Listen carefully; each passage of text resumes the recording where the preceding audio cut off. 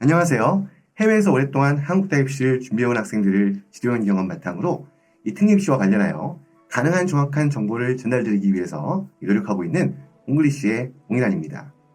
아마 오늘 영상을 통해서 근 한 달 만에 여러분과 인사를 드린 것 같은데요. 자, 이 한 달 만에 돌아온 그 첫 번째 영상으로 오늘은 여러분들 타이틀에서 보셨던 것처럼 재외국 및 특별전형 그 중에서도 중고교과정 해외 이수자 전형, 그러니까 줄여서 3년 특례라고 하죠. 이 3년 특례 전형에 대해서 완벽하게 최대한 완전하게 이해하기 위해서 설명을 드리는 순서를 마련했는데요. 2021학년도부터 이 3년 특례 조건이 하나로 통합됨과 동시에 심사위 기준이 강화된 그 이래로 그리고 그 당시가 저희 옹글리쉬 채널을 아마 처음 운영하던 그 시기에 맞물리면서 그 당시에 이제 제작해서 업로드한 영상으로 인해서 이외에 뭐 유튜브 댓글, 그 다음에 이제 보면 그 외에도 이제 블로그 댓글이라든지 아니면 그 외에 뭐 SNS를 통해서 이 3년 특례 자격조건 관련한 무수한 상담을 진행해 왔는데요. 이 특례 그 과정에서 제가 느꼈던 중요한 점 중에 하나가 이 특례 자격조건에 대한 그 어떤 정확한 이해라든지 이 검토가 없는 가운데 이 자녀를 데리고 이제 해외로 출국해서 이 당시에는 그 큰 고민 없이 그냥 뭐 출국 시점 아니면 국제학교로 편입하가는 시점 뭐 이런 아니면 또 학년 이런 것도 결정을 내렸을 때 어떻게 보면 이제 큰 고민 없이 아니면 꼼꼼하게 따져보지 않고 결정했던 그 결정 때문에 결국에는 문제가 돼서 나중에 3년 특례 자격 조건을 받는데 어떤 문제가 발생하는 그 안타까운 그 사례들을 굉장히 많이 발견했습니다. 아무래도 이제 이런 상황을 접하게 되면 우리 학부모님들께서 이 상황을 해결하기 위해서 아니면 그 상황에 대해서 정확한 판단을 위해서 아주 답답한 마음을 가지고 개별 대학에 문의를 해보게 되는데요. 하지만 대부분의 경우 이 개별 대학에 문의하셔도 명쾌한 답변을 듣기가 아주 어려운 그런 상황이 많습니다. 더군다나 여러분들이 그 대학별로 발표되어 있는 입시호강 중에 그 자격조건 심사 기준 관련해서 이 명시되어 있는 그 내용들 또한 그리고 그 안에 이제 기준들에 대한 설명들 또한 이 한 번의 이야기가 굉장히 어려운 경우들이 굉장히 많거든요. 자, 그래서 오늘 이 영상 순서를 마련했고요. 자, 오늘 그 영상에서는 3년 특례 자격조건과 관련해서 각 대학별로 특히 상위권 주요 대학들이 입시호강을 통해서 명시적으로 공개한 내용들 그리고 2021학년도 자격조건 심사 기준을 통합하면서 우리 대학교육협의회가 당시 발표했던 자료의 내용들을 발췌한 화면들을 중심으로 해서 거기를 부분을 가지고서 이 3년 특례 자격조건 완벽하게 이해하기 관련한 내용들을 정리해드리는 시간 가지도록 하겠습니다. 자, 그럼 본격적으로 재외국민 특별전형 중고교과정 해외 이수자 3년 특례 자격조건 완벽하게 이해하기 시작하도록 하겠습니다. 자, 첫 번째 페이지에 나와 있는 것은 기본 지원 자격인데요. 자, 보여드리시는 화면은 연세대학교 2024학년도 입시호강 중에 관련 내용들, 명시된 내용들을 발췌한 거고요. 자, 지금 보시면 위에 써 있는 게 지금 글자가 작은데요. 잘 보시면 밑줄처럼 부분이 있죠. 부모 중 1인 이상이 0년으로 통산 3년 이상을 국외 근무자로 재직 사업 영업하는 기간 동안 먼저 여기까지만 잠깐 보면요. 부모님 중에 한 분입니다. 꼭 아버님만 해당하는 게 아니에요. 어머님이 해외 근무자일 경우에도 가능하고요. 또 여기 보면 오른쪽에 통산 3년이 되어 있죠. 이 통산이라는 표현이 뭐냐면 이게 어떻게 보면 연속, 비연속을 따지지 않는다는 얘기입니다. 과거에는 연속 3년, 연속 2년 이렇게 있었는데, 이 규정이 있었는데, 그렇지 않고 통산이란 말은 그 학생의 해외학교 재학 기간이 연속적으로 이루어지지 않다 하더라도, 그냥 띄엄띄엄 있다 하더라도, 그걸 합산해서 3년, 이면 된다는 얘기죠. 국외 근무자로 재직, 사업, 영업한다라고 할 때 꼭 재직한다는 주재원이겠지만, 주재원이 아니라 해외 현지법인의 현지 회사에 취업하는 경우도 있을 수 있겠고요. 그 다음 해외에서 직접 사업을 하시는 경우 아니면 자영업을 하시는 경우도 있겠죠. 이제 그런 모든 경우가 3년 특례 자격 조건을 취득할 수 있는 부모님의 어떤 조건에 해당할 수 있습니다.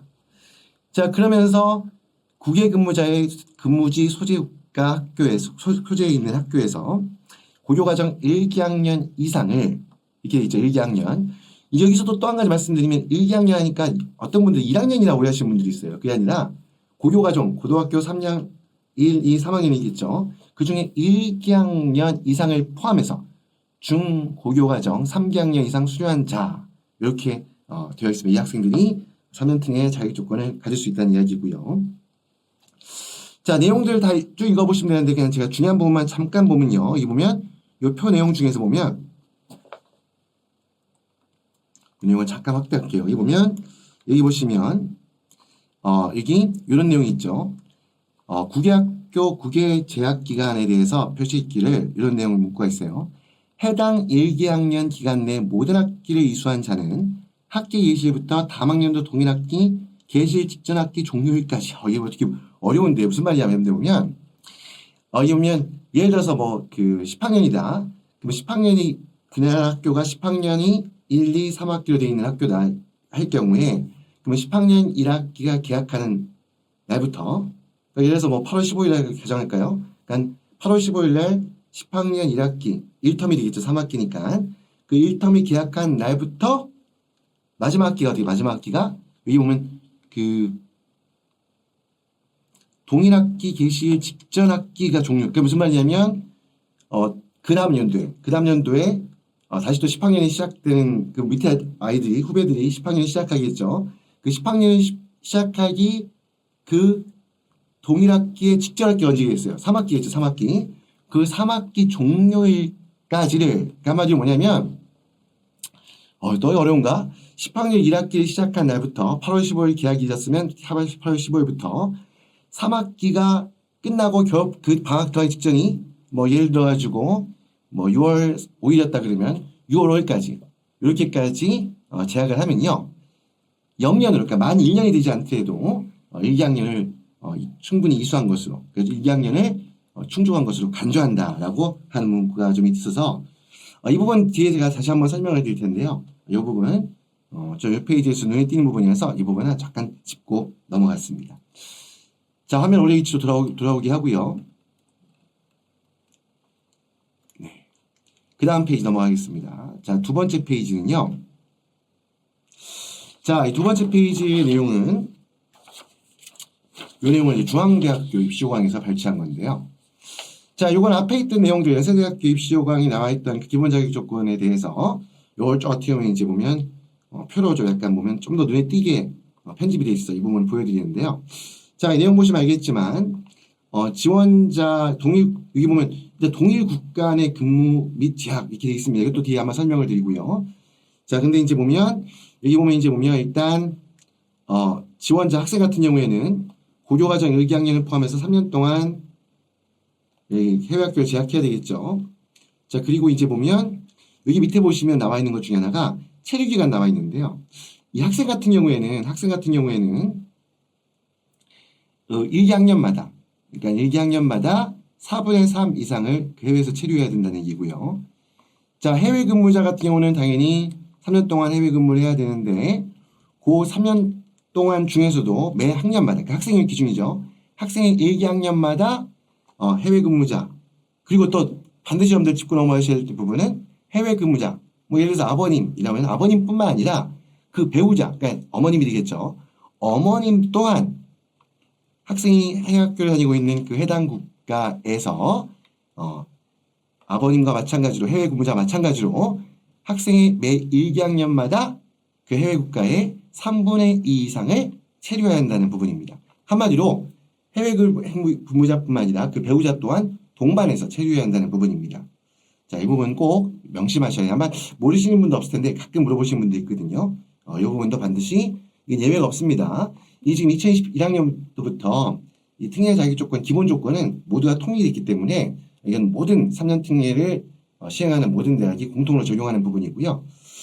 자, 이렇게 돼 있고 밑에 뭐 눈에 띄는 부분들 페이지마다 보이시는 부분도 있을 텐데 이건 뒤에 또 설명을 드리기 때문에 이 안에 있는 내용들은 그 뒤에 내용에 다시 한번 설명을 드리고요. 다음 페이지로 넘어가도록 하겠습니다. 자, 다음 페이지 내용은 저기 써 있는 것처럼 고려대학교 입시조강에서 발췌한 내용인데요. 자, 여기 보시면 나와 있는 것 중에 보면 자, 요 내용 중에 조금 눈에 띄는 부분은요. 첫 번째 내용 중에 이렇게 되어 있어요.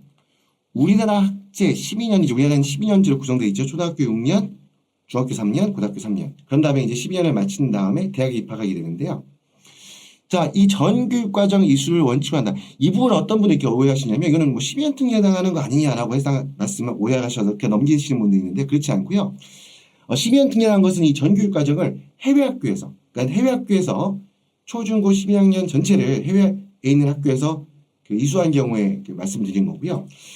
이 3년 특례의 경우에도 기본적으로 우리나라 학제 10년에 준하는 전교육과정을 이수해야 한답니다. 이것은 뭐냐면 국내에서 이수한 학기들과 해외 학교에서 이수한 학기들을 합산해서 총 12년, 그러니까 24기 학기가 되겠죠. 이것을 이수해야 한다는 것이 하나의 또 중요한 조건입니다. 그러니까 3년 특례 자격 조건에 생각할 때 이 해외 학교에서 3기 학년을 이수한다는 조건만 있는 것이 아니라 지금 여기서 보여드린 것처럼 초등학교, 중학교, 고등학교 전체 12년을 이수해야 되는 조건 또한 국내와 국외 합산해서 이 조건 또한 꼭 지켜져야 될 부분이라는 거 말씀을 드리고요. 그 다음 보면 이제 뭐 학제 차이로 인해서 뭐 보면 이게 나와 있는 것처럼 이런 이제 이런 내용들은 뭐 다 알고 계신 건데 이것도 뒤에 나오니까 넘기고요. 자, 밑에 보시면 여기 나와 있는 부분 중에 보면 이런 내용이 있어요. 또 한 가지 보면 유아원, 유치원 등 초등학교 전 단계 과정은 해외 학교 교육 그 재학 기간으로 인정하지 않는다라는 부분이고요. 예를 들어가지고 14학년 학교들 같은 경우에는 학년을 표기할 때 Year 1, Year 2, Year 3부터 시작해서 Year 13까지 이렇게 표기가 되는 경우가 있는데 줄여서부터 Y1부터 Y13까지가 되겠죠. 그 중에서 보통 Y1, 그러니까 Year 1 같은 경우에는 국내 기준으로 했을 때는 초등학교 입학 전 단계, 바로 유치원 단계로 보기 때문에 일반적으로 Year 1에 해당하는 해외학교 재학 기간은 우리 3년 특례 자격 조건을 취득하기 위한 특례 자격 조건을 취득하기 위한 해외학교 재학 기간으로 인정되지 않는다라는 점 부분도 주의하실 필요가 있고요. 그 또 두 번째는 뭐냐면 이 부분 국내외 검정고시는 인정하지 않습니다. 밑에 여기 인정된다 써 있는 경우는 북한 이탈 주민 전형의 경우에 해당하는 거고요. 우리가 지금 오늘 다루고 있는 재외국민 특별 전형에서는 국내외 검정고시 또 홈스쿨링을 통한 학력을 취득한다든지 아니면 이수학기를 채운다든지 이런 부분들은 3년 특례 재외국민 특별 전형에서는 인정되지 않는다는 점. 그리고 이제 보면 마지막 줄에 있는 것처럼 국내 소재의 외국인 학교, 그러니까 외국인 기진에 있는 학교도 있겠죠. 미군 기진에. 이 학교에 재학한 기간은 국외학교 교육과정이 아닙니다. 이거는 3년 특례 자격 조건에 얘기할 때 해외에 있는 학교, 해외. 그러니까 본교가 해외에 소재한다 그것도 아니에요. 그냥 말 그대로 대한민국 바깥에 있는 지역에서, 그러니까 대한민국 밖에서 다니는 학교, 그러니까 다니는 재학기간, 여기에 대해서만 3년 특례 자격 조건 취득하기 위한 해외학교 재학기간을 충족하기 위한 것을 인정이 되는 거지, 국내에 있는 뭐 외국인 학교, 국제학교, 뭐 이런 모든 학교들, 여기에서 재학하는 그것들은 재외국민 특별전형에서는 국내 학교에 재학한 기간으로 취급합니다. 그렇기 때문에 3년 특례 자격 조건을 취득하기 위해 필수적으로 필요한 해외학교 재학기간 중고교 과정 3기 학년 요걸 충족하기 위한 재학기간으로 활용되지 않는다는 점도 여러분들 잊지 않으셨으면 합니다. 자, 그럼 다음 페이지로 넘어갈게요. 자, 축소했다가 이렇게 해야지 다음 페이지 열리겠군요. 네. 자, 다음 또 이제 보면 성균관대학교 입시공에서 발췌한 건데요. 자, 앞에 봤던 고려대학교 입시공에서 발췌했던 내용 거의 반복된 내용이기 때문에 여기 나와 있어 좀 다 말씀드리기가 좀 그렇고요. 자, 일단 뭐 써 있는 거 한 번씩 보시면서 맞죠? 반복해서 뭐 복습이라 할까요? 이렇게 보시면 될 것 같고, 이 내용들 앞에 우리 고대 입시공학 발췌 내용 중에서 봤던 내용들이죠. 자, 넘어가고 이제 그 다음 보면 여러분들 익히 되어 있어요. 보면 아까 제가 초반에 그 파일 중에 그 자료화면 중에 중앙대학교 입시공학 발췌 상황에도 있었는데, 여기 보면 부모 또는 부 또는 모의 근무관에 소재한 학교만 인정한다라고 하면서 이게 보면 이렇게 써 있죠. 단 전쟁, 천재지변, 전염병 등으로 인하여 제3국에서의 수학이 불가피한 경우 우리나라 재외국민 특별전형 관련위원회의 심의 결과에 따라 제3국 수학을 예외적으로 인정할 수 있다라고 하는 건데요. 자, 여기 보시면 여기 보면 자, 여기 보니까 다음 페이지 보면 아마 제가 이제 잠깐 준비하는데요. 여기 보시면 이게 지금 중앙대학교에 보면 이제 그 입시공학에 첨부되어 있는 양식이거든요. 이 제목 나와 있죠. 제3국 수학 사유서라고 되어 있죠. 자, 이 케이스가 방금 말씀드렸던 것처럼 뭐냐면 바로 전쟁, 천재지변, 뭐 전염병, 우리 얼마 전에 있었던 코비드 같은 경우 있죠. 이런 걸로 인해서 어쩔 수 없이 해외 근무자가 해외 근무하고 있는 그런 국가가 아닌 다른 국가에서 이렇게 학생이 공부하게 된 경우 여기에 대해서 어떻게 보면 이제 보면 요 사유가 뭔지에 대해서 작성에 제출하는 거고요. 한 가지 주의하실 거는 이거 제출했다 해서 무조건 인정된다는 거 아닙니다. 분명히 심사를 거쳐야 되는 분, 물론 인정될 가능성이 많긴 하겠지만 아무튼 이렇게 이런 사유서를 준비해서 제출한 다음에 대학의 심사를 통해서 이렇게 결정이 될 수 있다는 부분 참고하시기 바랍니다. 자, 화면을 다시 좁히고 앞에 내용 다시 돌아가서 자, 이 내용 중에서 보면 그다음 또 마지막에 보시면 이제 여기에 보면 이런 게 있죠. 이게 아니죠. 여기 거죠. 네. 요거 위에 거죠. 자, 마지막 줄 이런 얘기가 있어요. 보면 자, 해당 학기 학년을 정상적으로 재학하고 무엇보다 여러분들 보면 이수학기로 인정받기 위해서는 반드시 소정의 학점 또는 성적을 취득한 학기만 이수한 학기로 인정합니다. 말 그대로 만약에 학점에 대한 성적을 취득하지 못한 학기의 경우에는 해외 학교 재학기간 이수학기로 산정할 때 포함시킬 수가 없다는 얘기예요.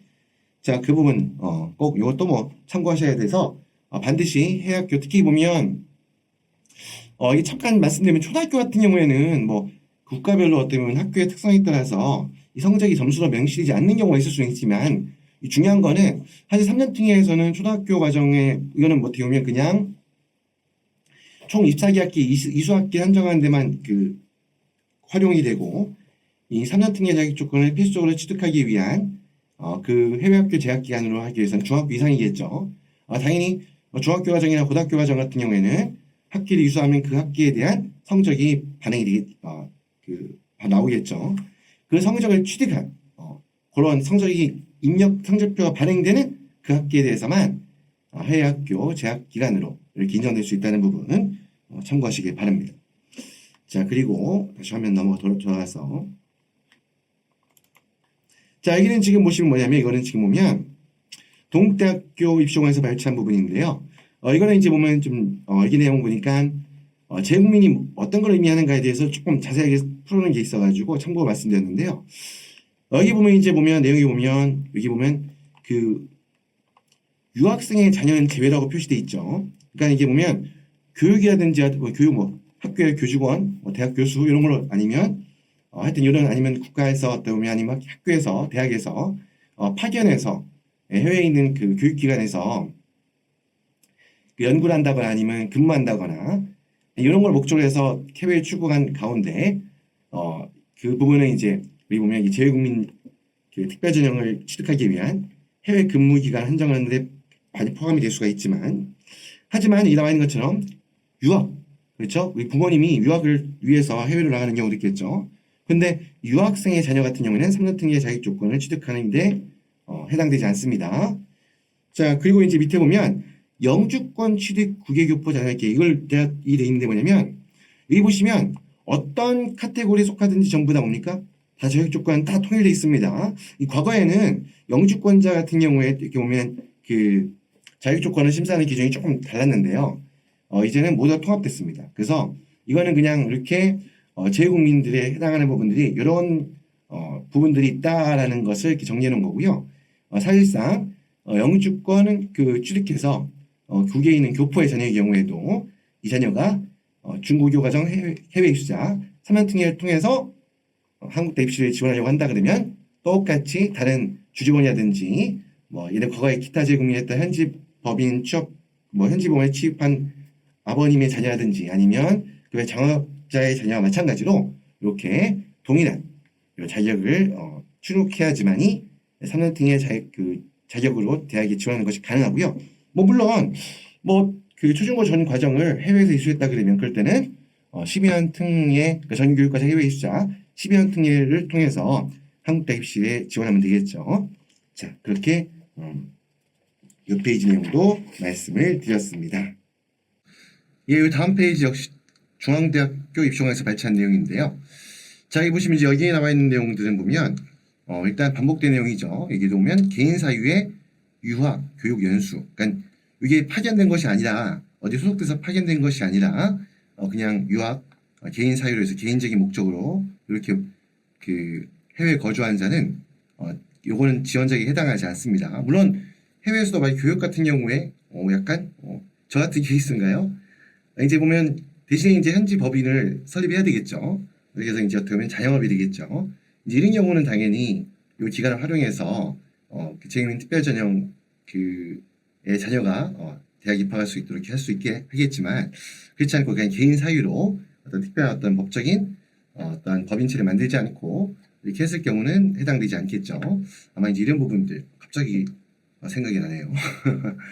이번에 그리고 이제 그 다음 넘어갔어요. 다음은 여기 보시면 이제 보면 특히 이제 해외 그 근무 기간 말씀 할 때 제일 중요한 게 재직증명서입니다. 그 파견한 그 주재원분들 같은 경우에 특히 재직증명서 등으로 해외 근무 기간을 증명해야 되고요.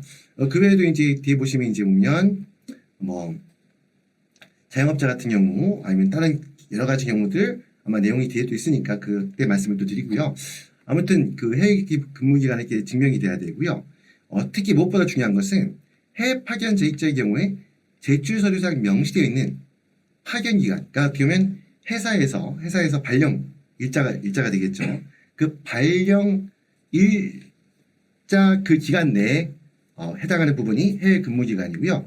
그것을 벗어나는 단순히 출장이라든가 이런 내용들 아무리 해외 체류해가지고 발령 기간이 끝났음에도 불구하고 해외에 계속 체류했다 하더라도 이 부분은 해외 근무 기간은 인정되지 않습니다. 그렇기 때문에 해외 파견을 이렇게 어떻게 보면 준비하고 계신 아니면 예정하고 계신 경우에 이 부분도 꼭 미리 한번 체크하셔가지고 회사 발령일 기준으로 해서 해외 그 파견 기간 정확히 따져 보실 것을 부탁드립니다.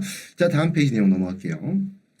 자, 다음에 이제 그러면 이제 보면 이건 이제 한국대학교협의회에서 2021학년도 자기조건 심사기준 변경 통합하면서 이때 이제 어떻게 보면 발표한 자료 중의 내용 중 제가 그 내용 일부를 따온 건데요.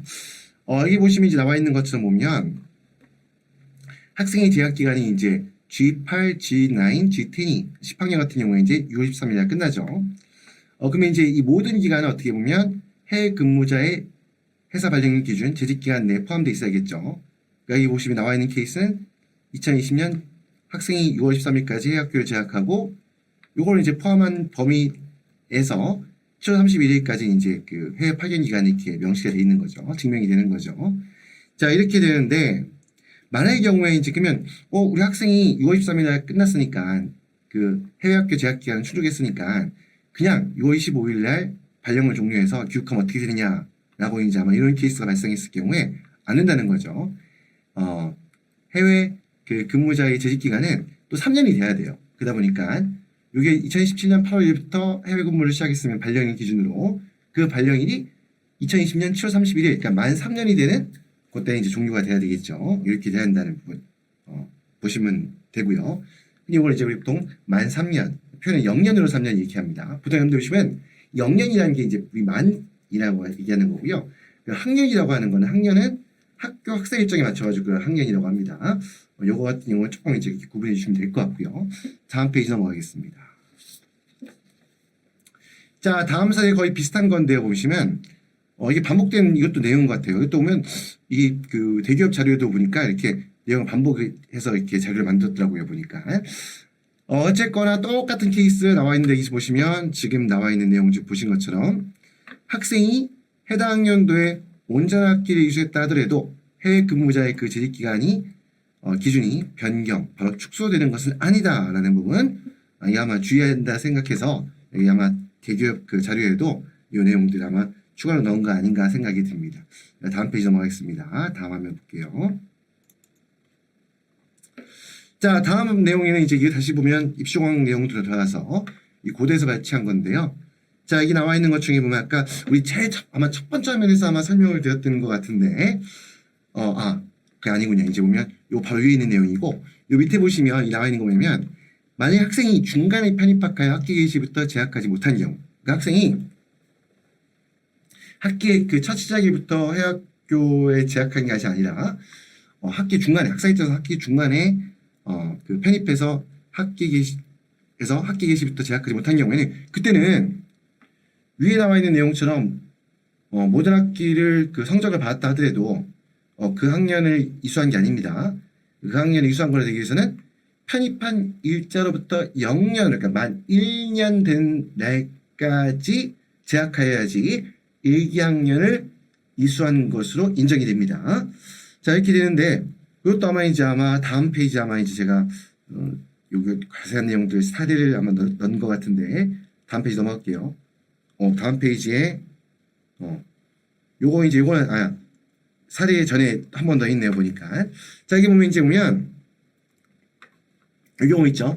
학생이 해당 1기학년 기간 내 모든 학기를 이수한 경우, 그러니까 아까 처음 말씀드렸던 것처럼 학기에 그 학년에 첫 학기 3학기 학교라면 1학기 1텀 시작일부터 다음 학년도 동일학기 개시 직전 학기니까 3학기제면 3텀, 3텀 그의 학기 종료일, 그러니까 방학 시작 직전이겠죠. 그때까지 재학하면 0년으로 만 1년이 되지 않는다 하더라도 1기학년을 이수한 것으로 인정이 된다는 내용을 이렇게 이제 표로 이제 정리해 놓은 것 같고요. 자, 그 다음에 이제 그런 다음에 대신 체류일수 계산하는 이거는 체류일수 계산은 요거하고 다르게 일단 체류일수 계산은 무조건 만 1년을 기준으로 합니다. 그러니까 보면 해당 학년의 학기 개시부터 아니면 뭐 이런 경우 있을 수 있죠.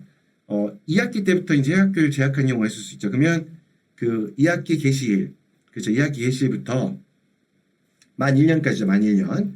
그러니까 뭐 10학년 2학기부터 해학교를 재학하기 시작했다 그러면 체류수 기사는 10학년 2학기 첫날 고난을 기준으로 해서 그때부터 만 1년 아마 이제 그 1년 뒤에 동일학기 그러니까 10학년 1학기가 시작한 직전일까지 보통 뭐 개학일은 거의 다 트레이닝 경우가 많지 않으니까 그렇게 해서 고았다가 해서 약 365일 되겠죠.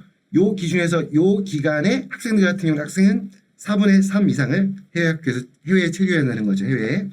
요 내용 말씀드린 거고요.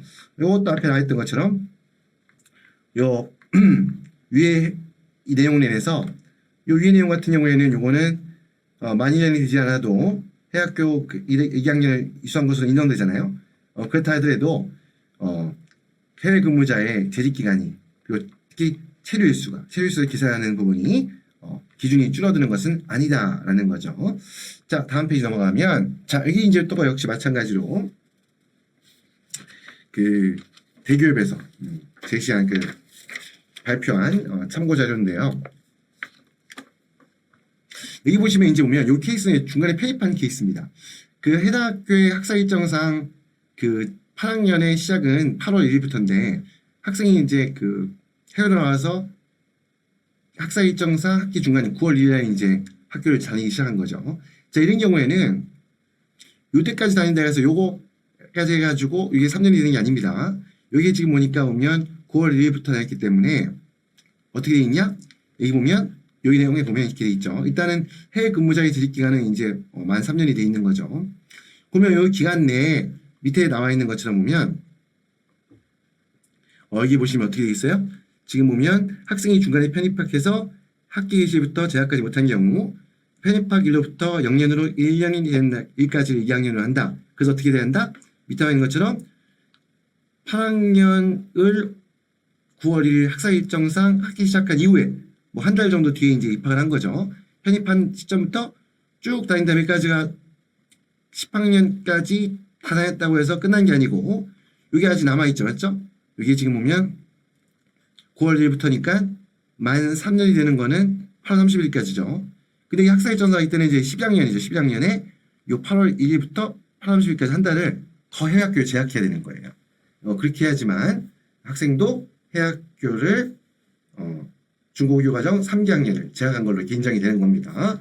물론 반복된 이야기지만 이 모든 기간은 전부 다 어떻게 해외 근무자 회사 발령 기준으로 해서 요 3년 이내 포함되어 있어야 되겠죠. 자, 이렇게 된다는 겁니다. 그리고 이제 한 가지 이런 경우가 있을 수 있어요. 뭐냐면 해외 근무자의 그 해외 근무 시작일이 남아있는 거죠. 9월 1일부터고, 그 다음에 이제 보면, 당연히 이제, 그렇다 보니까 해외학교에 재학한 그 기간 동안, 이제 어떻게 보면 이제 인정되는 기간이 9월 1일부터라고 보면 되는데, 가끔 이제 자녀가 먼저 이제, 아버님이 회사로 이제 해외 나가기 전에, 어차피 나갈 거니까, 그 이전에, 자녀만 먼저 해외로 출국해서, 이제 보면, 학사일자 맞춰서 8월 1일부터, 이제 재학을 시작했다. 그러니까 이제 보면, 그러면 그런 경우 여기까지만 재학하면 되지 않느냐라고 하는데요. 그렇지 않습니다. 항상 반드시 3년 등의 자격 조건을 취득하기 위해서 그 필요한 필수적인 해외학교 재학 기간은 반드시 회사 발령 이상 해외 근무자의 그 주재원의 해외 파견 기간 내 모두가 포함되어 있어야 돼요. 그렇기 때문에 그 이전에 그 아버님 해외 근무가 시작되기 전에 다녔던 기간은 요거는 이제 그 3년대 자격 조건을 취득하기 위한 이런 재학 기간으로 편입되지 않고요. 똑같이 먼저 입학해서 학교를 다녔다 하더라도 이 학생 같은 경우는 회사 발령일 기준으로 8월 1일부터 시작한 거기 때문에, 아니, 9월 1일부터 시작한 거기 때문에 학기 중간부터 이게 시작되기 때문에 이 부분을 더 추가로 재학해야지만 해외학교를 3개학년 이수한 것으로 이렇게 인정된다는 부분, 이것도 기억하시기 바랍니다. 자, 넘어가겠습니다. 다음 페이지입니다. 이 다음 페이지를 제가 넣은 거는 요거는 이제 밑에 보면 아래쪽에 있는 체류 선정에 관해서 내용이 있어가지고 잠깐 나를 조금 키워서 내릴까요? 올릴까요? 자, 여기 보면 이제 나와 있죠. 편입학한 날짜로부터, 그렇죠, 맞죠? 1년이 되는 날까지를 각각 1개년마다죠, 참. 그러니까 편입한 날짜부터 0년으로 1년, 만 1년이 되는 일자까지 각각의 1개년마다 매년마다입니다. 학생 본인은 4분의 3 이상을, 해외 근무자와 배우자는 3분의 2 이상을 치료해야 한다는 거죠. 자, 이렇게 된다는 거고요. 자, 이 내용 이제 보시면 될 것 같고요. 그래서 보시면 만약에, 물론 이제 그러면 이런 경우 있죠. 만약에, 이 케이스 아니지만, 요거, 만약에 이제 어쨌건 요건 처음부터 학교 다녀가지고, 요거 아닙니다. 헷갈리시면 안 돼요. 처음부터 학교 다녀가지고, 학기 시작부터, 이건 말씀드리면 헷갈릴 것 같은데, 아무튼, 요거 체류기간 한번 좀, 보시고요. 아까 제가 덧붙이려고 했던 말씀은 그냥 빼겠습니다. 앞에도 한번 말씀드렸던 부분이니까, 넘기겠습니다. 그냥. 예. 다음 페이지로 넘길게요. 자, 다음 페이지 나와 있는 건 이제, 그 세부 심사 기준 관련해서 나와 있는 건데요. 요건 서강대학교 입시공에서 발주된 부분인데, 자, 우리 보통 보면 아까 말씀드렸던 것 중에 해외학교를 국내 학교와 국외학교를 포함해서 초중고 12년 전 과정 24개학기가 대상 기준하면 재학해야 되는 것이 이제 원칙인데요. 자, 그런데 이제 보면 대신에 여기 보시면 해외학교 재학 기간을 이제 선정할 때 꼭 따져야 될 부분 중에 하나가 뭐냐면 학제 차이로 인한 중복은 재학이 연속적인 경우에 인하여 인정한다. 그러니까 뭐냐면 한마디로 이제 보면 국내에 있다가 해외로 나와서 보통 방학 정도의 텀만 가지고 바로 이제 입학해서 학교를 다닐 경우에는 국내에서 다녔던 학기와 해외에서 이제 새로 편입해서 다니는 학교와 중복이 될 경우에 그 경우에는 이제 중복된 한 개 학기는 이제 보면 해외학교 재학 기간으로 인정될 수 있다는 거고요. 그리고 이제 어떻게 보면 이제 보면 해외로 이동하는 과정 중에 학제 차이 때문에 한 개 학기 누락되는 경우가 있죠. 그럴 경우에 다시 보면 다시 학제 차이로 인해서 다시 중복해서 한 개 학기도 중복하는 경우가 있을 수 있죠. 그 누락된 학기를 중복된 학기로 1개 학기로 대체할 수 있다라는 내용 말씀드렸고요. 이 내용 표기가 된 거고요. 대신에 여러분들 보시면 2개 학기 이상 연속 중복하는 경우, 이 경우에 있죠. 가만 한 개 학년, 1개 학년을 반복해서 다니는 경우가 있을 수 있죠. 그렇다고 그때는 그 1학년을 전부 다 중복했던 1학기, 2학기, 2학기를 중복했을 경우에 각각의 학기를 중복 이수로 인정하는 것이 아니라 그 2개 학기 중에 한 개 학기만 중복 이수한 걸로 인정이 됩니다. 그렇기 때문에 2학년 이상, 그 2학기 이상을 연속해서 중복했다 하더라도 나중에 누락된 학기가 발생했을 때 그 누락된 학기를 한 개 학기만 대체할 수가 있습니다. 그러니까 어떻게 보면 간단히 말씀드리면 2개 학기 이상을 연속으로 중복했을 경우에는 그 중에 1개 학기만이 중복 이수한 학기로 인정이 된다. 라는 부분 꼭 명심하시고요. 그 아래 보면 이제 착한 표를 이렇게 간단하게 서강대학교 입시공학에도 이 표를 조금 사례 남겨놨죠. 여기 보니까 이게 어떻게 있죠? 이 학생 같은 2학년 아마 2학기를 국내에서 재학한 다음에 해외에서 다시 2학기를 중복이수해서 이제 1학기 중복이수한 거죠. 이 중복이수한 1학기로 2학년 2학기 학기로 어디를 바로 여기다 학제 차이로 인해서 막 국내 복귀하는 과정 중에서 한 개 학기 아마 상위 2학기 누락한 것 같은데 이 학기를 대체할 수 있다는 거죠. 그렇죠? 그 다음에 이제 여기 보면 쭉 이렇게 되다가 요 마지막 케이스는 여기 보면 이 친구는 이제 보면 10학년 2학기를 국내에서 다니다가 다시 해외로 와서 10학년 2학기부터 다녔는데 요 한 개 학기 누락이 됐죠? 요 한 개 학기 누락이 된 거는 한 개 학기 누락이 된 것은 요건 인정이 됩니다. 자, 요 내용이고 이제 한마디로 보면 중복 이수로 인해 그러니까 그 학제 차이로 인해서 1개 학기가 부족한 경우는 인정이 된다는 부분에 대해서 아마 이제 이게 이 표에서 나와 있는 내용이고요.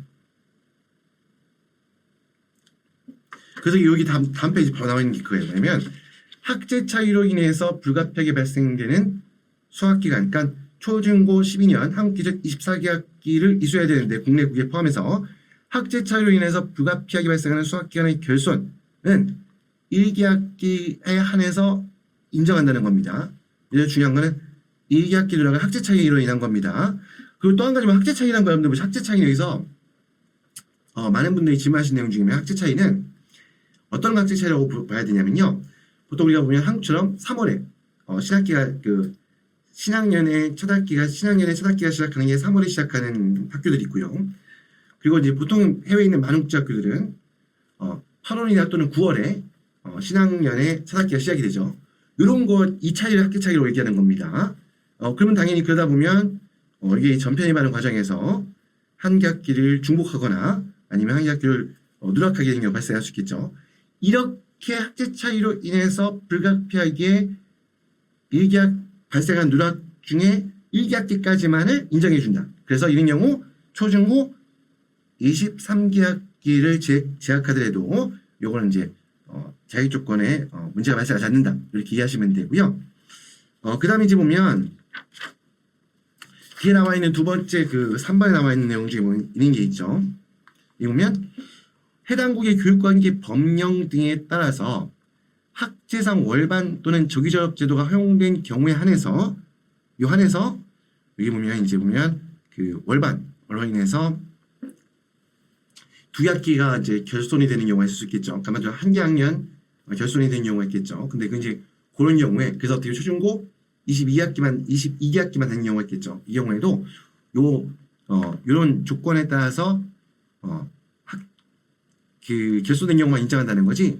학교를 옮기는 과정에서, 그러니까 학교를 옮기는 과정에서 전편입하는 과정에서의 월반으로 인해서 두 개 학기를 연속으로 누락시켜서 1학년을 비워서 초중고 22학기만 이수한 경우 그것은 인정되지 않는다는 이야기입니다. 그래서 보면 특히 이제 그래서 보면 아마 이제 보통 월반 같은 경우는 학제상 월반이라는 거는 학제상 월반이라는 것은 아마 이제 같은 학교 동일한 학교 내에서 학교 다니다가 이 학교 학생이 3학년부터 다니기 시작했는데 3학년 재학한 다음에 학교에서 보고 학교장이 보고 학생의 실력이 워낙 뛰어나서 4학년을 재학할 필요 없을 것 같다. 이수할 필요 없을 것 같다 해서 바로 5학년을 건너뛰는 경우가 있을 수 있겠죠. 이렇게 이제 발생하는 경우, 이런 경우는 인정이 되지만 그렇지 않고 3학년까지 학교를 다니다가 갑자기 이제 딱 학교를 전학을 하면서 4학년 건너뛰고 5학년으로 건너갔다. 이건 전편일시 월반이잖아요. 이런 경우는 문제가 된다라는 부분입니다. 아까 나왔던 것처럼 이거죠. 10학년 1학기를 학제 차이로 인하여 두 번 이수하더라도 10학년 1학기를 한 번 이수한 것으로 간주한다. 이렇게 된 것 같은 경우는 이제 보면 요거는 이제 보면 해학교 재학기간 중에 산정할 때 있어가지고 10학년 1학기를 한 번 보면 그 이제 보면 이제 1학기를 한 번 이수한 것이다. 이렇게 얘기되어 있는데 요거는 이제 보면 그 동일 학년을 중복 수학한 경우 해당 수학 기간은 한 번 이수한 것으로, 그러니까 한 개 학기를 이수한 것으로 이렇게 보면 해당 학년을 한 번 이수한 것으로 인정한다는 거고요. 이거 아마 내가 봤을 때 이 문구를 여기 쓰시면서 좀 학교에서 너무 헷갈리게 써놓으신 것 같아요. 이거 여기까지 솔직히 약간 조금 넘어갈게요, 그냥. 예, 이런 부분 때문에 이제 어머님들이 이제 보시다 보면 굉장히 헷갈리는 경우가 이제 여기서 발생하는데요. 요거 이제 그냥 꼭 밑에 보시면, 밑에, 건너뛰 만드는 부분이 또 하나 있었네요. 여기 보시면, 2기학기 이상 연속 중복된 경우, 이 중에 1기학기만으로 누락된 2기학기 대체하는 것이 가능하다. 뭐 요거 이제 또 반복된 내용이네요. 이 내용들이 한번 있으니까 넘어가고요. 다음 페이지 넘어갈게요. 넘기겠습니다. 자, 이제 요거는 이제 보면 이제 고려대학교 입시 조항 중에서 발췌한 내용인데, 요거는 이제 보면 해학교가 보면 이제 보면 학년제 우려가 좀 틀리죠. 근데 이제 그때 보면 어떻게 이제 그 중학교 과정, 고등학교 과정을 어떻게 이제 산정할 것인가에 대해서 이제 이 고등학교에서 표로 정의한 내용이 있어서 이 내용을 담아놨는데요. 일단 보면 이제 보시면 일단 12년제 이하의 경우에는 한국초등 마찬가지로 1학년부터 6학년까지를 초등학교, 7학년부터 8, 9, 3기 학년을 중학교 과정, 그리고 마지막 3기 학년 11, 12학년을 국내 기준 고등학교 과정으로 인정한다 이렇게 있는 겁니다. 요걸 답하는 이유는 뭐냐면 가끔 학교에 따라서는 미들스쿨과 하이스쿨을 이 기한을 다르게 적용하는 경우가 있어요. 뭐 어떤 학교들은 미들스쿨을 6학년부터 9학년까지 4년을 잡는다든지, 아니면 어떤 학교 같은 경우에는 하이스쿨을 고등학교 과정을 10학년이 9학년부터 12학년까지 4년을 잡는 경우가 있는데, 그 기준으로 생각해서 우리 학교에서는 고교과정 1, 2학년 9학년 다니고 한국에 입학 국내에 귀국했지만 하여간 우리 학교에서는 하이스쿨이 9학년이었어요. 그거 아닙니다. 그거는 해당하지 않습니다. 요 기준이 보면 그냥 일단 G1부터 G12까지 놓고 봤을 때 일괄적으로 1학년부터 6학년까지는 그 학교에서 어떤 뭐 학교에다가 이거를 엘러멘트리로 미들리가 하이로 어떻게 기준을 쪼개도 상관없습니다. 그걸 보시면 안 되고요. 그냥 G1부터 G6까지는 바로 뭐다? 초등학교 과정이고, G7부터 G9까지는 중학교, 그 다음 G10부터 12까지가 고등학교에 해당한다. 이렇게 보시면 되고요. 그렇게 계산하셔야 됩니다. 자, 그리고 이제 보면 13학년제 경우에 이제 영국 개 학교들부터 13학년제를 택하고 있죠. 이때는 Year 2부터가 이 초등학교입니다. 그러니까 아까 말씀드렸던 것처럼 Year 1은 유치원 과정으로 보기 때문에 요거는 이제 해학교 재학기간 한정하지 않습니다. 그래서 Year 2부터 Year 7까지가 Year 팀은 12년제로 보면 G1부터 G6에 해당하는 거겠죠. 이게 초등과정. 그래서 마지막에 고등학교 과정 같은 경우는 Year 11, 12학년부터 13학년까지 요거를 갖다가 이제 이거를 우리 고등학교 과정이라 보셔야 됩니다. 이렇게 계산이 된다는 거고요. 자, 그리고 이제 보면 또 한 가지 많은 질문들 중에 하나가 뭐냐면 3학기제로 되어 있는 학교들, 그러니까 우리 특히 영국계 학교들은 3기 학기로 되어 있는 경우가 많죠. 1기 학년이.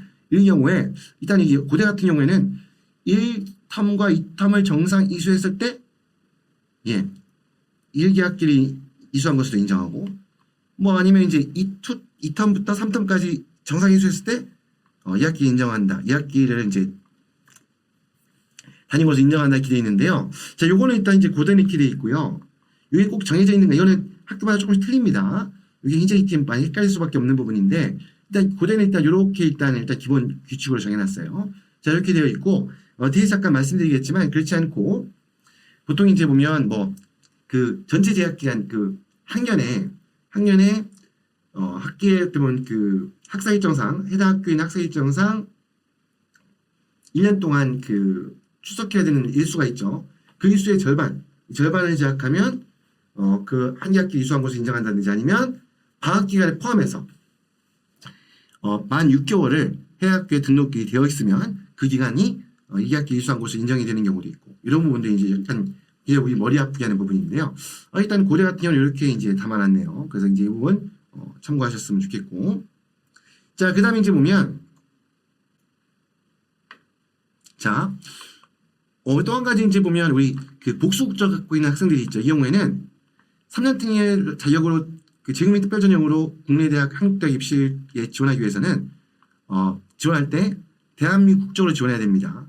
그러면 달리 말하면 우리부터 교포들 같은 경우는 학생이 대한민국 국적이 없는 경우가 있죠. 이 케이스는 외국인 전형으로 이렇게 지원해야 되고요. 재국민 특별 전형으로 지원할 수가 없습니다. 반드시 재국민 특별 전형으로 지원할 때는 대한민국 국적을 가지고 있는 상태에서 지원하게 되는 겁니다. 자, 이렇게 써 있고, 그 다음 보면 특히 일본 같은 경우에 보면 자, 여기 보니까 일본은 4월 달에 이제 학교가 이제 보면 개학을 합니다. 그러니까 우리는 3월 1일 날 그 신학년이 시작이 되는데 일본 한 달 늦거든요.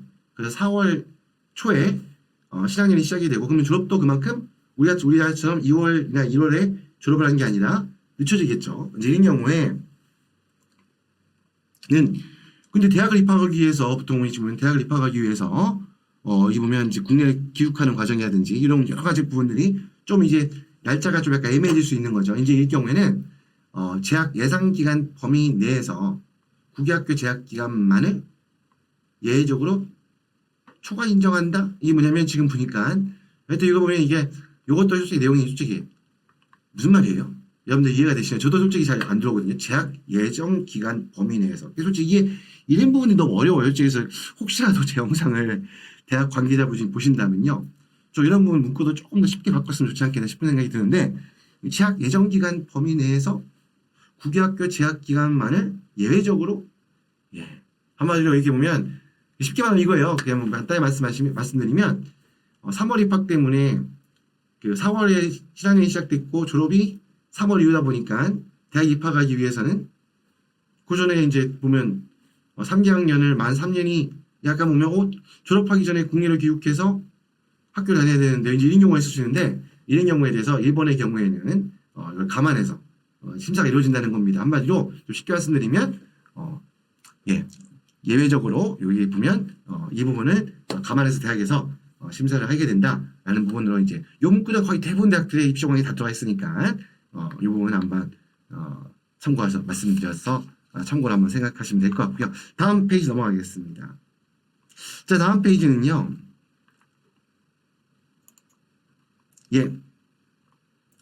숭실대 같은 경우는 이렇게 돼 있죠. 아까 학기수 어떻게 할 것이냐 했을 때 숭실대 학교 같은 경우는 중간 기말 혹은 어떤 학교에 따라서는 기말고사만 있는 경우도 있겠죠. 한 학기 시험 한 번만 보는 경우도 있겠죠. 파이널 텀만, 파이널 이그잼만. 자, 아무튼 이런 경우에 해당 학기의 수업 일수의 3분의 2 이상을 이수하였으면 해당 학기를 이수한 것으로 인정한다. 이건 지금 요거는 지금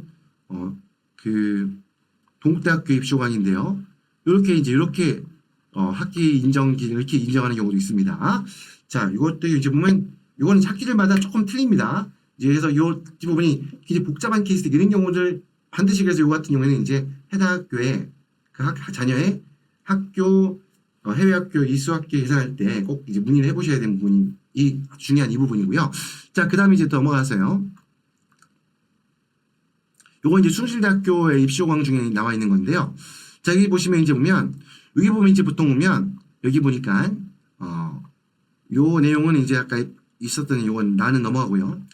그 다에 보면 요 경우 있죠. 보호자 외국근무 자격 기준이 2가지 이상일 경우에 이를 통합하 인정할 수 있다. 이 말이 무슨 말이냐면 원래 아버님께서 원래는 그 상사 주연으로 파견으로 해외 나갔다가 이제 파견의 회사에서 이제 퇴직하는 파견 기간이 끝난 다음에 회사를 퇴직하고 현지 법인에 이렇게 취업하는 경우가 있겠죠.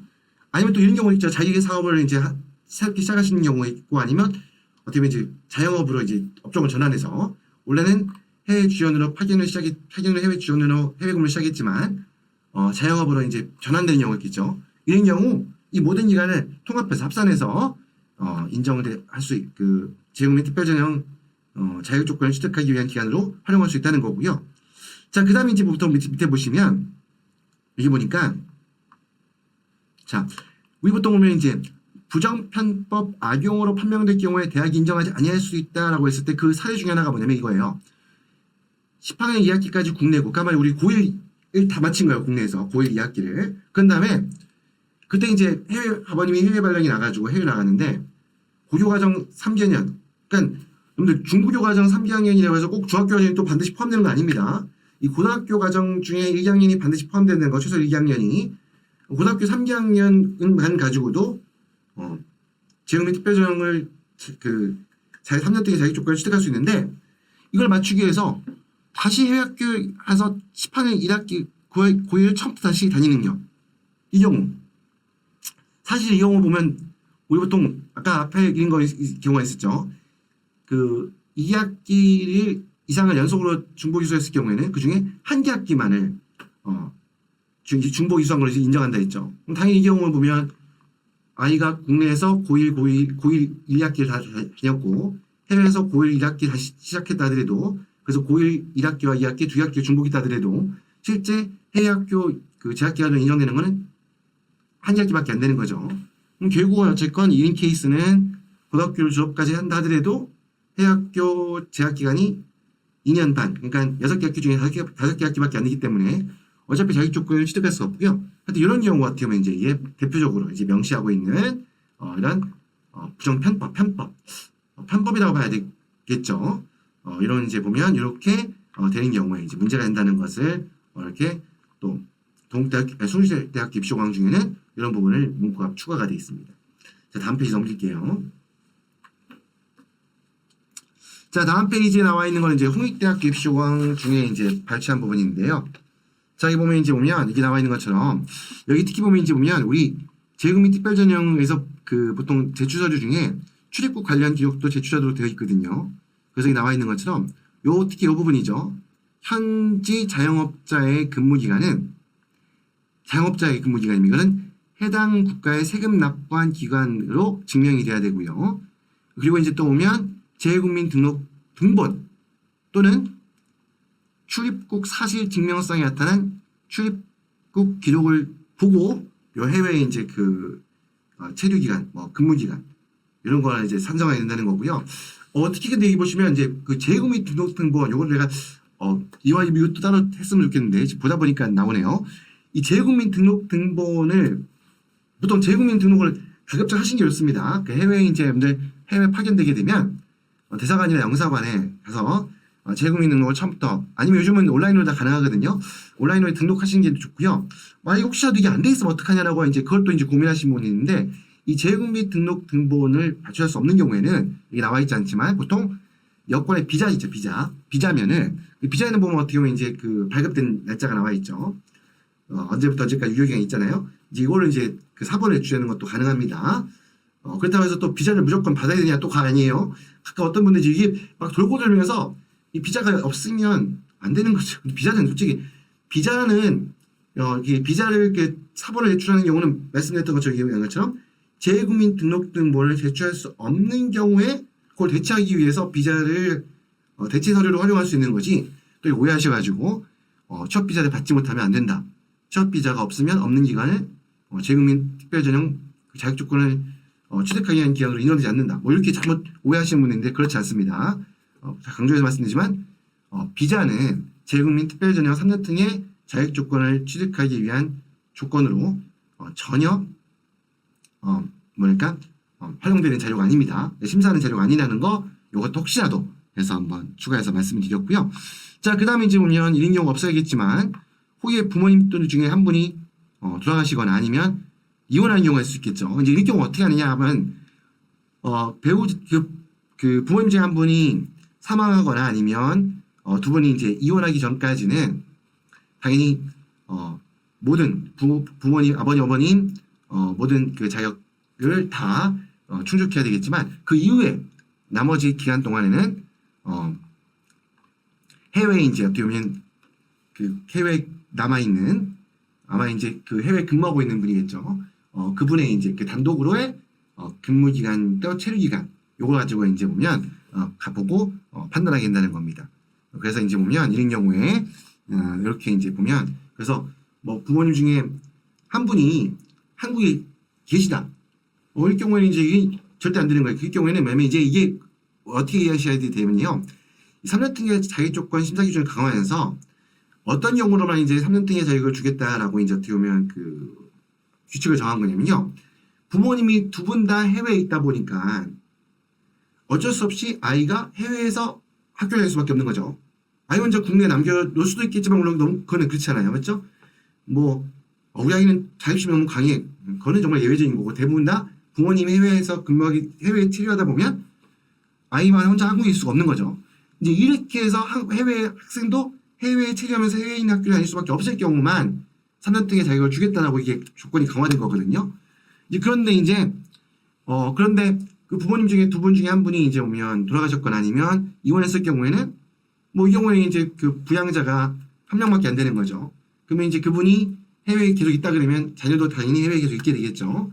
그래서 그것도 이제 똑같이 이제 보면 이런 기간으로 이제 심사해서 이 부분을 감안해서 심사가 이루어지게 된다라는 내용이 이제 여기에 내용이 담겨 있는 걸 보시면 됩니다. 자, 다음 페이지 넘기겠습니다. 화면을 줄인 다음에 넘겨야 되는군요. 자, 이거는 이제 여러분들 요즘은 우리 이제 코로나 보통 코비드-19죠. 이걸로 인해서 이제 보면 우리 그 해외 체류 기간이라든지 제약 기간이 굉장히 많은 문제가 생긴 경우가 있는데요.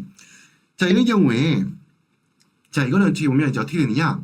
이거는 이제 보통 요 이 위에 조그맣게 써 있는 거는 요 조그맣게 써 있는 문구가 여기에 이제 경희대학교에서 발췌한 겁니다. 교육부 공문에 의한 인정 사유로 인해서 이제 밑에 아래 있는 게 이제 교육부에서 대기업에서 이제 발표했던 내용이고 어쨌거나 나중에 이제 공문도 정식으로 발표가 되거든요.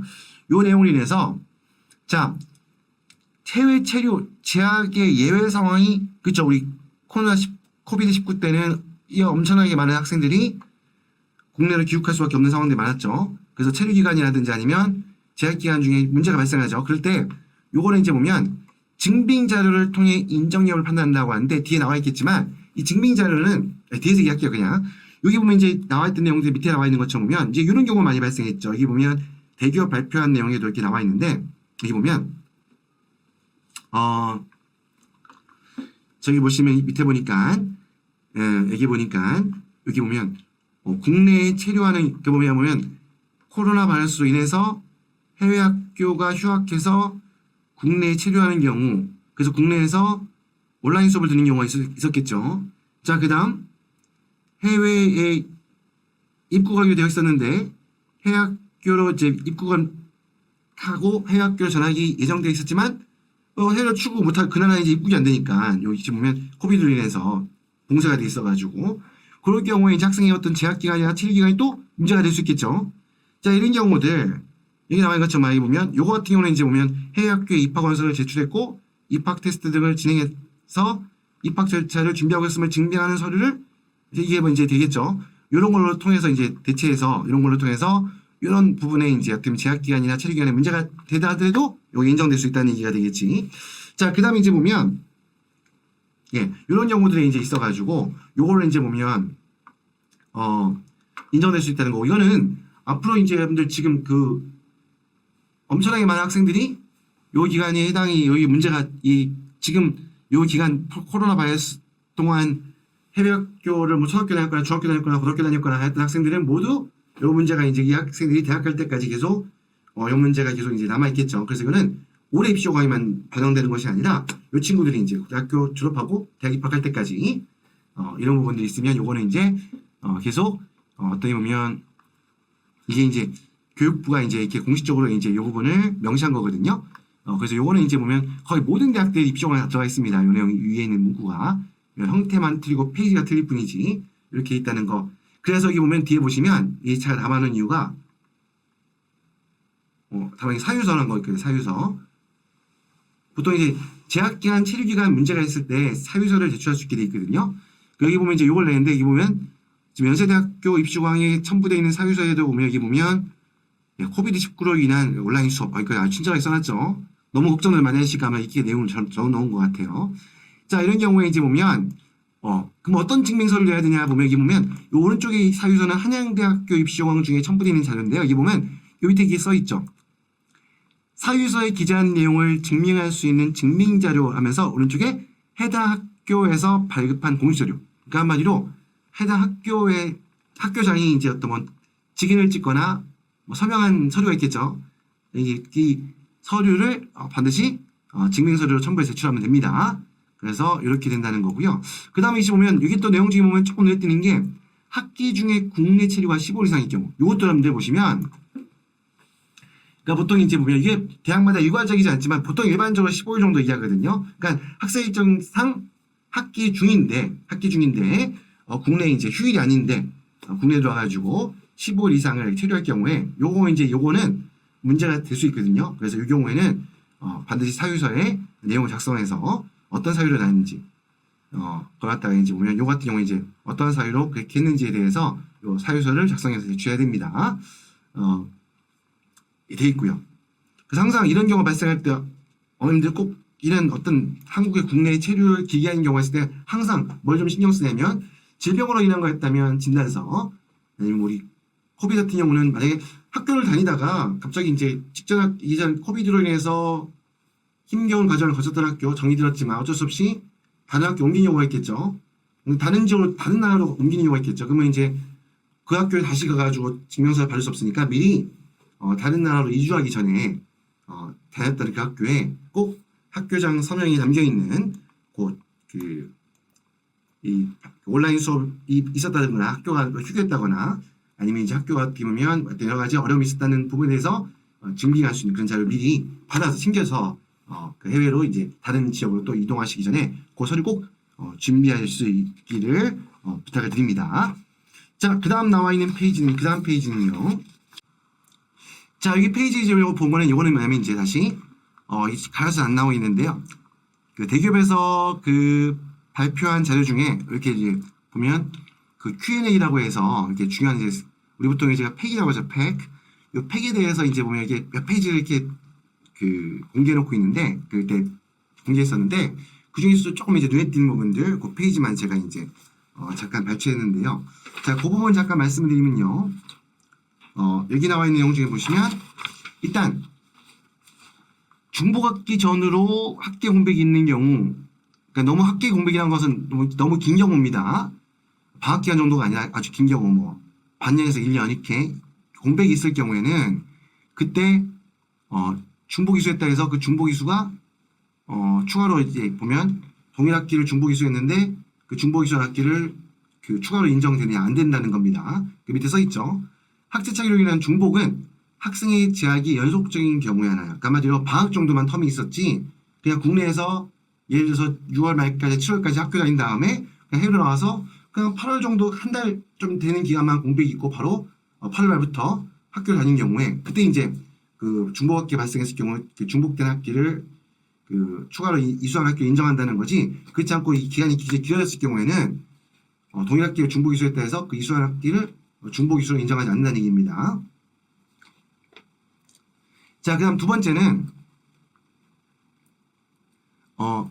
여기 나와 있죠. 아까 말했던 것처럼 1학년이 3학기제나 4학기제 학교 경우에는 1학기 어떻게 말씀드렸죠. 이 경우에는 대학이 자율적으로 판단하기 결정한다는 거기 때문에 아까 말씀드린 것처럼 뭐 고대 같은 경우에는 3텀을 계속 1, 2텀을 다녀야지 1학기 4텀을 온전히 이수해야지 2학기로 인정되는 경우가 있었고 또 동국대학교가 입시공학에 나와 있는 내용 같은 경우에는 한 학기에 3분의 2 이상을 그 수업 일수의 3분의 2 이상을 제약하면 그리고 성적을 취득하면 그 학기를 이수한 것으로 인정한다는 경우도 있었고 요거 같은 경우는 대학이 자율적으로 판단하게 되기 때문에 해당 대학이 꼭 문의해야 하는 과정 거쳐야 한다는 거고요. 자, 그 다음에 이제 여기 보면 반드시 고등학교 1학년 G10을 포함해야 되나요? 물어봤는데 그게 아닙니다. 그게 아니라 어떻게 하면 여기서 고교과정 중에 1학년 이상을 포함하여야 하는 것이기 때문에 말 그대로 뭐냐면 고교과정 12학년제 같으면 G10부터 G12까지 10, 11, 12죠. 그리고 13학년제 같으면 2월 11부터 2월 30까지 Y 11, 12, 13이겠죠. 이 기간 중에 한 학년만 그 이수하면 그게 바로 고교과정 1학년에 해당하는 거라는 거 반드시 꼭 고1을 제약해야지 그 G10을 Y11을 제약해야지만 되는 것은 아니다라는 부분 이것도 한번 여기서 이제 또 여기서 그 대기업 Q&A도 나와 있어서 한번 짚고 넘어갑니다. 제가 이게 아무래도 좀 길어질 거라 예상은 했지만 상당히 기네요. 어쩔 수 없는 부분인 것 같습니다. 이 3년택의 자기 조건 지금 보셨던 것처럼 그냥 간단한 거라고 생각할 수 있는데 막상 보시다 보면 굉장히 복잡한 경우들이 생각보다 많거든요. 자, 그래서 말씀을 드리니까 상당히 분량이 많았습니다. 길어졌고요. 이 다음에 준비한 내용은 뭐냐면 이제 원래 제가 준비된 내용이 개별 사례들 여러분들 보면 잠깐만 보여드리면 밑에 이런 사례들이 있거든요. 이 사례들이 이제 이것도 보면 이 대학별 입시 조강에 보면 다 이제 대학별로 비슷한 내용들인데 이런 구체적인 사례들을 이렇게 담아놨어요. 이제 이렇게 나와 있는데 이런 것들 내용에 대해서 이 부분까지 설명을 드리기는 너무 길어질 것 같습니다. 그래서 일단 오늘은 기본적인 내용들 설명을 드리는 것으로 마무리하도록 하고요. 이 내용에 대해서 이제 궁금하신 부분도 아마 많을 것 같은데요. 자, 그 뒤에 내용들 제가 또 이제 대학별로 아까 말씀드린 사례 발췌한 부분도 있지만 또 제가 또 추가로 경험적으로 확인했던 내용들, 경험적으로 알고 있는 내용들을 또 정리한 것도 있거든요. 아마 이런 부분들에 대한 내용은 다음 편 영상에서 아마 다시 설명을 드려야 될 것 같고요. 자, 이렇게 해서 오늘 영상 마무리가 될 것 같습니다. 자, 일단 마무리하기 앞서서 말씀드렸던 것처럼 중간 한 번씩 말씀드렸는데, 이 3연특례 재구매 특별전형 자격조건 심사 기준은요, 그 심사하고 결정할 수 있는 권한은 교육부에도 있지 않고 대기업에도 있지 않습니다. 개별대에 가지고 있습니다. 여기도 나와 있죠. 보면 대학이 자율적으로 판단한다 되어 있죠. 그렇기 때문에 꼭 반드시 어떤 그 자녀의 어떤 3년특례 자격조건 취득에 있어서 좀 복잡한 문제가 생겼을 경우, 이 경우에는 좀 어렵고 힘들다 하더라도 반드시 지원하고자 하는 개별대학에 확인하는 과정을 거쳐야 한다는 말씀을 드리고요. 그리고 또 한 가지 더 첨언하고 싶은 부분은 뭐냐면, 저도 이제 어떻게 보면 제가 이제 이 유튜브만 운영하는 게 아니라 제가 이제 학원도 운영하고 있고, 제가 직접 수업도 하고 있고, 제가 학생도 지도하고 학부모 상담도 하고 이렇게 여러 가지 본업이 있거든요. 그러다 보니까 제가 이게 여러분들 유튜브 댓글에 그 댓글 남긴 댓글에 대해서 다 답을 드리기가 쉽지가 않아요. 생각보다 시간이 많이 걸리더라고요, 보니까. 그러다 보니까 전에는 이제 뭐 일주일에 한 건, 뭐 2주에 한 건 이렇게 드문드문 질문을 남겨주실 때는 그 어렵지 않게 제가 소화했었는데, 많이 몰릴 때는 하루에 막 서너 건씩 몰리는데, 아무래도 이제 어렵고 복잡하니까 좀 고민되니까 질문 남겨주셨겠죠. 근데 그 복잡한 케이스들은 아무리 제가 봤을 때 단순한 거라도 일단 이거는 뭐 굉장히 날짜부터 시작해서 뭐 여러 가지 복잡한 상황이 많다 보니까 제가 이 내용을 이해하고 정리하는 데까지 또 답을 함부로 드릴 수가 없잖아요. 많게는 어떤 경우는 제가 1시간까지 소비한 적도 있어요. 그러다 보니까 이거를 매번 답을 드리기가 너무 어렵습니다. 그래서 어떻게 보면 오늘 영상도 이렇게 자세한 영상을 준비하게 된 거고요. 그래서 혹시 그런 경우들 발생한다면 어쩔 수 없이 여러분들 최대한 이 영상 한번 긴 내용이지만 꼼꼼하게 보셨으면 좋겠고요. 또 해당 옛날에 제작했던 그 영상에 보시면 댓글이 수백 개가 달려 있습니다. 거기에 다양한 사례들이 있거든요. 이 사례들 한번 꼼꼼히 확인해 보시면 답을 얻을 수 있기 때문에 최대한 그걸 통해서 확인해 보시고요. 그래도 도저히 안 되겠다 할 경우에만 제가 이제 운영하는 유료 상담 프로그램을 통해서 신청하셔서 이렇게 개별 상담을 진행하는 부분으로 이렇게 이해하고 계셨으면 좋겠다 말씀을 드리고요. 이제 아무튼 마무리도 기네요. 제가 오늘 말이 좀 많습니다. 아무튼 이렇게 해서 오늘 일단 첫 번째 영상 이렇게 마무리하고 지금까지 이렇게 시청하신 내용, 여러분들 해외에서 자녀교육하고 한국 대학 준비하는데 충분히 조금이나마 도움이 되셨길 바라고요. 도움이 되셨다면 구독과 좋아요 부탁드리면서 다음 편에서도 영상 찾아뵙도록 하겠습니다. 자, 지금까지 옹글리시 옹이란이었습니다. 감사합니다.